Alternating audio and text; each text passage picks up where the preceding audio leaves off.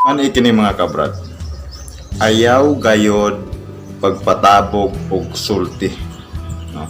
Nga wala kay ebidensya, no?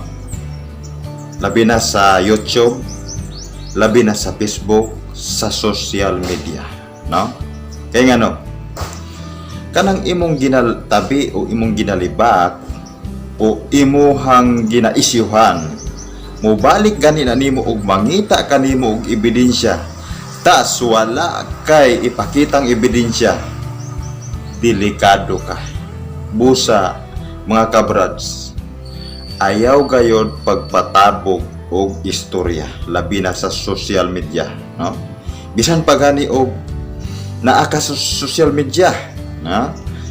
Kuan ka, naa ka sa radyo, naa ka sa FM, dili gihapon kinahanglan nga magpugong ka sa imong mga inag-istorya.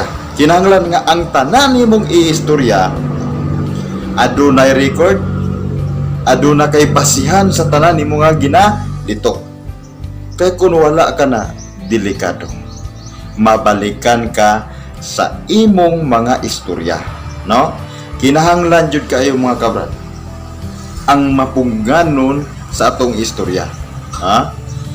Kung aduna tay istorya, kinahanglan nga naatay ebidensya, naatay record or naatay picture, aron sa diin kung mabalikan kita, sambalikan kita, aduna kitay ipakitang ebidensya.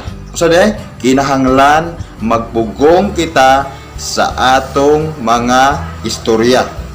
Kinahanglan nga ang atong iistorya sa FB o sa YouTube o sa social media adunay basihan, ha?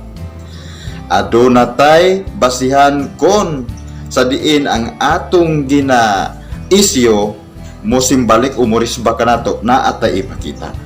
Apan kun wala, mga kabrad, walaan ninyo na.